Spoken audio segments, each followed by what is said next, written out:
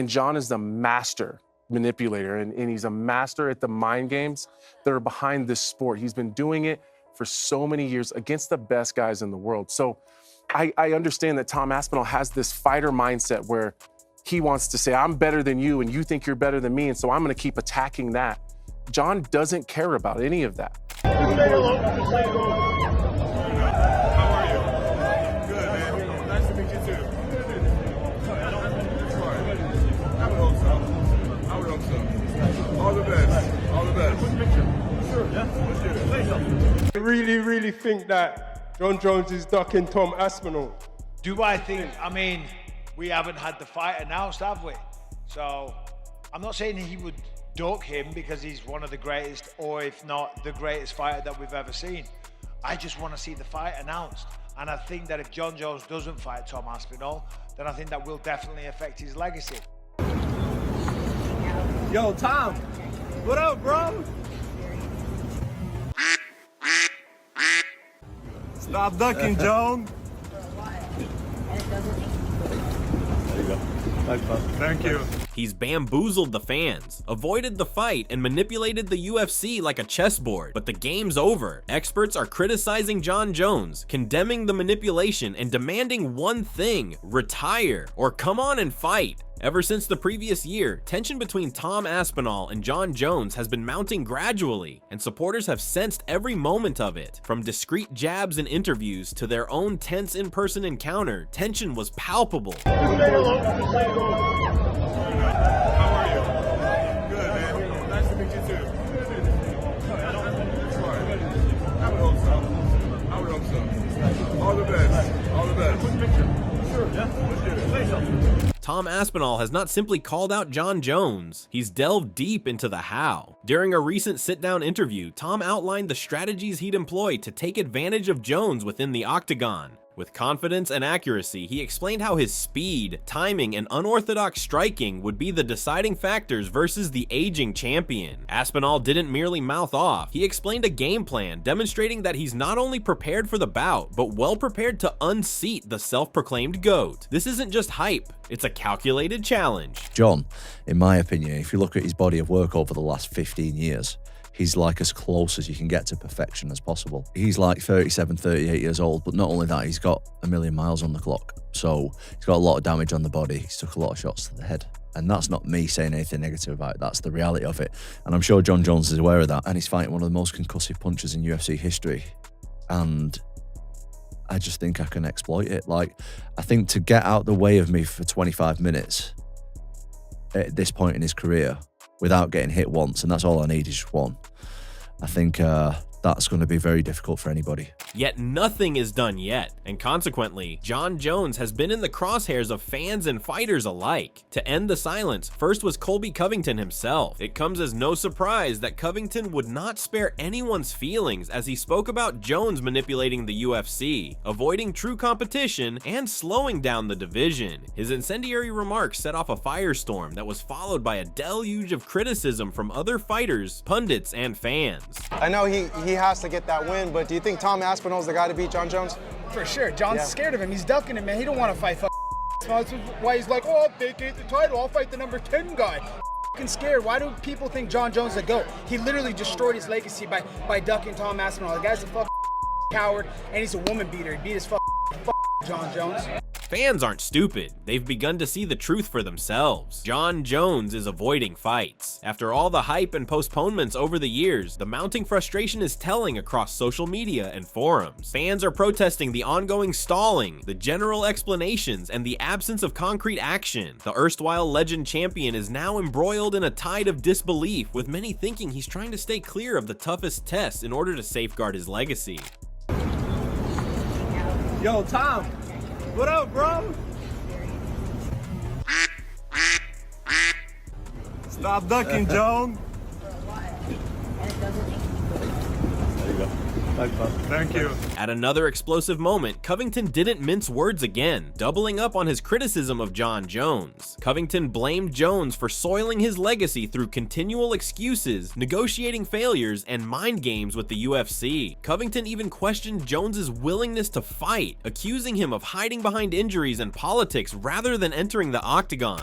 Dude, John Jones is an absolute disgrace to this earth. He's a joke. I mean, yeah, you beat Stipe. Stipe, respect to Stipe first off, because he's a first responder, and you know, he puts his life on the line for the people and for his community. So shout out to Stipe. He's, you know, the greatest heavyweight of all time, but he was past his time. He shouldn't even have been there, man. He knows he was old, and he was just showing up for a paycheck. You know, that's not the Stipe of old, you know, that was in his prime anymore. So, you know, I don't think anything special that performance. I think John needs to stop ducking Tom Aspinall, just like he ducked Nagano. You know, he ducked Nagano for years. Now he's ducking Aspinall. So he doesn't want to fight the guys he knows he's getting his ass whooped against. So I don't think anything special to John Jones. While the fans are only just starting to cut through the smokescreen, Tom Aspinall has been doing it for months. The interim champion has remained vocal, throwing fingers of blame at John Jones for ducking a unification fight and dragging out the heavyweight division. Each delay has increased Aspinall's frustration, and he's never been afraid to speak his mind, calling Jones out and asking for clarity. Do you think John is ducking you? Yes. Was that I Tom? do. I think I said, yeah, he is. He definitely is. I think that there's just an easier path for him, and I understand it. I do understand it completely. I understand that there's bigger fights out there for him with way less risk and way more money. I understand it. But in all honesty, do I think he's ducking me? Absolutely. I do have to ask you about these reports of you being an asshole. Sometimes, yeah. Yes, I think everybody is sometimes. The craziest thing was when Tom won the last fight in Manchester, I go, Tom, what do you want to say to the champ, John Jones? And Tom goes, John, you're a really nice fella, and I would love to fight you. And then John's like, this guy's a dick. That's why it's so funny to hear John saying that. He's like the nicest guy on the planet. You're the exact opposite of your countryman, Michael Bisping. You're a genuinely nice person, you know what I mean? Tom Aspinall didn't merely call out John Jones. He took it a step further, openly stating that Jones is conning the public. In interviews, Aspinall stated his opinion that Jones has no intention of defending his title anytime soon, and is employing smoke and mirror tricks to save face. He's been brutally candid, stating what many were too afraid to say, that the so-called GOAT is playing games, not fighting. Is John Jones scared to fight you? Yes, absolutely. I mean, the thing with John is conning the public, man. Whoa. And Logan Paul, it's his favorite fighter. Yeah. Oh, is it really? Well, yeah. Listen. I mean, he's definitely top three. He's definitely top three. Absolutely. I'm not disputing that he's an amazing fighter. I think the fact that he didn't want to fight Ngannou for 3 years, and now he's not wanting to fight me for over a year, and the way he manipulates the media and the public is super smart. I'm not taking anything away from him, but do I think he's scared to take the tough fights at this stage in his career? Absolutely. Can you understand that? Absolutely, yeah. The outrage has escalated to a boiling point, so much so that even on the official UFC MMA channel, longtime light heavyweight Anthony Smith took Tom Aspinall's side. Smith did not hold back, concurring that John Jones is playing games both with the media and fans. He parroted Aspinall, decrying the gamesmanship and positing that Jones is masterfully spinning a yarn in order to avoid genuine challenges. And John is the master manipulator, and he's a master at the mind games that are behind this sport. He's been doing it for so many years against the best guys in the world. So I understand that Tom Aspinall has this fighter mindset where he wants to say, I'm better than you and you think you're better than me, and so I'm going to keep attacking that. John doesn't care about any of that. The person who cares the least in every negotiation wins. John Jones does not care what Tom Aspinall wants, and in fact, wants to do the complete opposite of what Tom Aspinall wants. If John and Tom want the exact same thing, then John doesn't want it anymore. And that's how John is going to operate. It's one of the most exhausting things that I've ever had to deal with. And I have to respect it. John is the master at emotionally and mentally exhausting people. And you can see it in Tom Aspinall a little bit already. He's starting to get tired. As Anthony Smith noted, Tom Aspinall has obviously hit his boiling point, and it was evident. Speaking during a recent interview, Aspinall was visibly exasperated, his frustration bubbling over as he discussed the lack of development and transparency surrounding a title unification bout. No longer keeping it behind closed doors, Tom let it be known he's exhausted with the politics, the stalling, and the inaction on the part of John Jones. John Jones, you don't know where you stand. Dana said it's the biggest fight in UFC history now, so... Yeah, I've had enough talking about it, mate. I'm honestly bored of it. We'll see what happens. Yeah, we'll just see. I'm ready to fight whenever they tell me, so just let me know. I'll be there. Everyone thinks you're a bit of like a quintessential good guy. Could we see a heel turn at some point in the MMA world? We might do. Who knows? Who knows? Even UFC President Dana White has entered the discussion, publicly chastising Jon Jones. Dana said that Jones should provide Tom Aspinall with the same chance that former champions gave him, a chance to demonstrate himself. White made sure to stress that the division can't be held for ransom and that Aspinall deserves his opportunity. The thing that you can't do is avoid matchup. You can hate each other as much as you want, but you have to fight these other bad motherfuckers. Jon Jones became who he is today because all these other guys gave him the opportunity to beat them. It's all about giving these other guys the opportunity. I could line up a bunch of no-name bums that Jon Jones could run through. That's what they do in all the other organizations, right?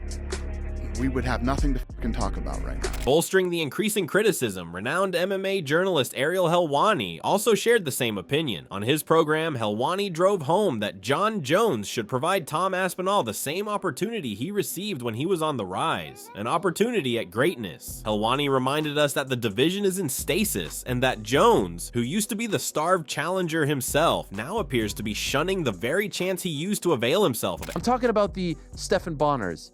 I'm talking about the Brandon Veras. I'm talking about the Vladimir Matyushenkos. I'm talking about those guys who gave you the opportunity. And then, of course, the Ryan Baders. And then, of course, the Shoguns. And then the Rampages and the Vitors and the Rashads who helped solidify your legacy, who helped put you in the position that you are in now to enjoy this, to reap the rewards of that great resume and legacy that you have built for yourself. That's how this whole thing works. So yeah, ducking at this point. You are ducking. You're ducking the opportunity. You're taking that opportunity away from someone else. You are robbing someone else of the same opportunity and the same dream that you have already realized and lived. That is selfish. That's not how the game works. And so it's on the UFC to make the call. Make the call. And you know what? They may have already made the call. And it may be happening at MSG, and we're all being we're all being taken for a ride here. MMA great Michael Bisping was also holding no punches at a recent press conference. He candidly confessed that he desired to see the Jon Jones versus Tom Aspinall fight officially confirmed, and cautioned that if it never materializes, it could actually severely debase Jones's legacy. Bisping emphasized that shying away from massive bouts only puts question marks on a champion's genuine greatness. I really think that Jon Jones is ducking Tom Aspinall. Do I think, I mean, we haven't had the fight announced, have we? So I'm not saying he would duck him because he's one of the greatest, or if not the greatest fighter that we've ever seen.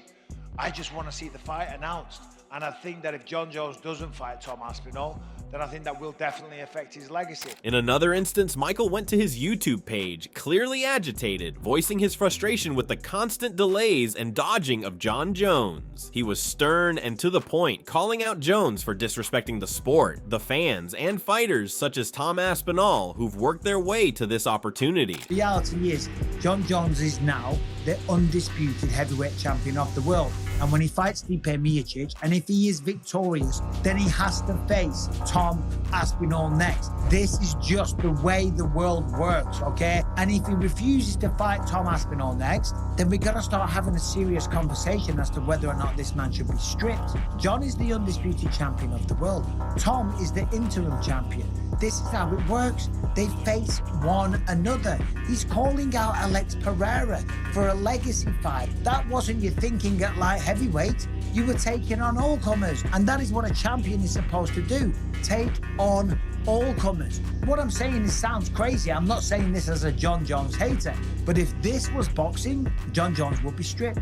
That's a fact. Daniel Cormier has also expressed visible frustration over the entire ordeal. Being a former champion and close competitor of Jon Jones, DC's disappointment is personal. He's spoken about how this delaying not only does harm to the division, but harms Jones's legacy and the sport as a whole. But there's a guy that's waiting. There's a guy that's up to his neck in frustrations because he's been waiting for so long. And now you're out in Thailand doing a reality show. That's going to take another month. We don't know when the fight's happening. Dana is getting bombarded with questions the other day on his live. When are we getting that? When are we getting that? He's still trying to find ways to tell people, calm down, it's coming. We want to know, when's the fight with the guy that actually wants to fight you. Doesn't need to be a hypothetical. You guys can actually answer the question as to who's better between you and Tom. I was the heavyweight champ in 2018, 19. You're the heavyweight champ today, and there's another heavyweight champ that wants to fight. Do that. And for everybody going, he's ducking. I didn't think that his video saying, I'm living my best life equates to him not ducking. Daniel Cormier has also voiced the sentiments expressed by Dana White and Ariel Helwani, demanding remarks that Jon Jones must offer Tom Aspinall the opportunity he is owed. DC noted that in the same way that Jones was afforded his opportunity to establish himself, the same respect is to be accorded to Aspinall. I will tell you this, don't be so quick to judge and think that Tom Aspinall is just gonna beat Jon Jones. Don't think that, oh, DC wants to see Tom Aspinall fight Jones because Jones is going to lose. I don't believe that. I don't believe that Tom Aspinall is just going to beat Jon Jones. I fought Jon Jones. I know how good that man is. I know how tough that man is. I know how hard it is to beat that man, or at least attempt to beat that man. He's going through the best this sport has ever had to offer. I just don't know that he's going through anyone like Aspinall because Aspinall's so big and young. When I was fighting Jones, I was 36 and 38 years old. He was 28 the first time, he was 30 the second time. Roles are reversed now. Aspinall's the young guy, he's the older guy, and that might be his only hesitancy. Still, Jon Jones went to his Instagram Live to react, and he unequivocally denied the ducking allegations. Rather, Jones asserted that he's merely living his best life, which suggests he's on his own track and not being swayed by external pressure. His cocky, almost oblivious demeanor simply fueled the flames further, leaving fans and fighters more infuriated than ever. I got people in the chat calling me a duck. Meanwhile, I'm living my absolute best life. I don't know if it's considered ducking when you're living good. I don't think it works like that. Ariel Helwani shot back at Jon Jones's Instagram Live with some biting retort, explaining the ducking isn't about Jones as a person. It's all about the belt. Ariel kept it plain. If Jones doesn't want to fight and instead wants to live his best life, then he should do the right thing and relinquish the title. It's his responsibility as champion to defend that belt whenever a worthy challenger comes along. Refusing the fight isn't only rude, it deprives the sport of its very purpose and the reputation he's created for himself. It's not about you, Jon. It's not about you. It's not about your life. It's not about your story. If you want to enjoy your life, if you want to be a part of a reality show, if you want to take that money and delay things and hold someone else's dreams back from becoming a reality, that is ducking. That is ducking, because there is a time-honored tradition in this business, in the sport, in combat sports, in fight sports, in sports period, that the whole thing has to move along. It's not about your story. Your story is great and you're living your best life, great. Get rid of that belt. If you want to do that, great. No one will begrudge you. Everyone thinks you've done enough. You've earned enough. You've proven enough. Now allow someone else to have that same story. Allow someone else to write that same story. You are holding him back. You are holding back not only Tom Aspinall, but the rest of the division. So yes, you're missing the point. This isn't about you. It's about the belt. How many more times does Tom have to say it? He would love to fight him. He would love to be he would love to have the opportunity to be that guy. He would love it. Who wouldn't? But he just wants that belt. He wants whatever that belt signifies, whatever it symbolizes. Though most criticize Jon Jones, not everyone agrees. Some, such as Michael Jai White, support him. White doesn't think Jones is ducking and thinks that legacy-wise, fighting Pereira would be more intelligent. He proposes that fighting a new challenge could better safeguard Jones's reputation without incurring the Aspinall fight too quickly. I mean, Jon's account is accurate.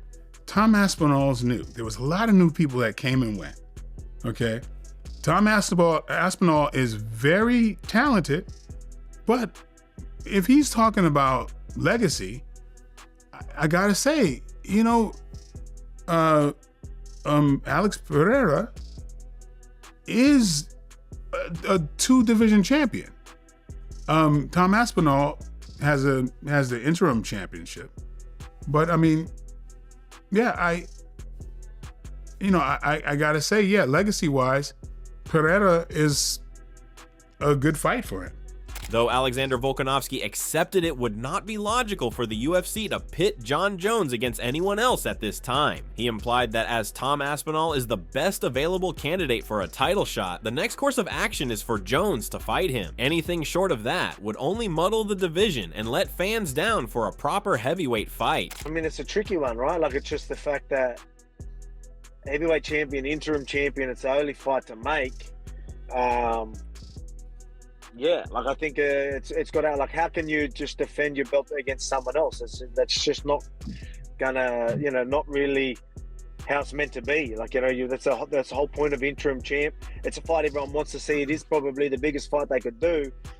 So they'll be crazy to give Jon Jones anyone else. Michael Jai White also complimented Jon Jones's development and improvement in skills by saying that's the reason Jones doesn't have to avoid Aspinall. He's certain he would emerge victorious. However, from a legacy perspective, White thinks Jones's facing Aspinall isn't as consequential or risky. In effect, he believes Jones is playing safe. Defeating Aspinall wouldn't add much to his legacy, so there's less pressure to rush towards that match. Talk about that, those untelegraphed punches he threw, which is another thing we worked on, that looks like he freaking mastered. I mean, he's added tools that I think he's gotten better. And his mindset's so much better. Okay, fight fans, the heat is on and the questions are mounting. Will Jon Jones ever get into the octagon with Tom Aspinall, or will the ducking persist? Give us your thoughts in the comments below and let us know who you think would win if this fight happens. Don't forget to like, subscribe, and hit the bell so you never miss a UFC hook. See you next time. Keep the fight fire burning.